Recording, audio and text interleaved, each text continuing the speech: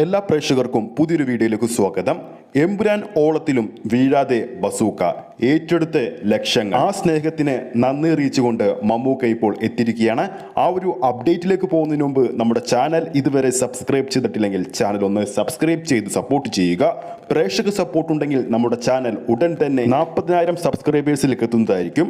എല്ലാവരുടെയും സപ്പോർട്ട് പ്രതീക്ഷിക്കുന്നു. മമ്മൂട്ടി ആരാധകരും സിനിമാ പ്രേമികളും ഒരേപോലെ ബസൂക്ക എന്ന സിനിമക്കായി കാത്തിരിപ്പിലാണ്. ഏപ്രിൽ 10-നാണ് ചിത്രം തിയേറ്ററുകളിലേക്ക് എത്തുന്നത്.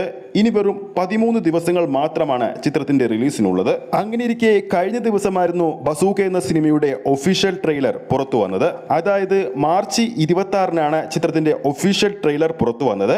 ഇപ്പോഴും ചിത്രത്തിന്റെ ട്രെയിലർ ട്രെൻഡിംഗ് ലിസ്റ്റിൽ 3-മതാണുള്ളത്.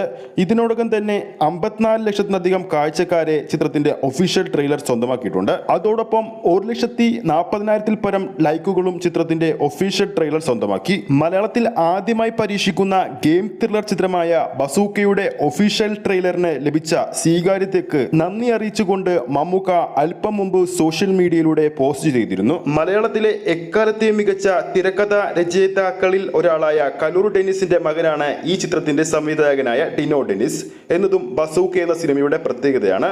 മമ്മൂട്ടിക്കൊപ്പം പ്രശസ്ത സംവിധായകനായ നടനുമായ തമിഴ് സംവിധായകൻ ഗൗതം വാസുദേവനും ചിത്രത്തിൽ പ്രധാന വേഷത്തിലെത്തുന്നുണ്ട്.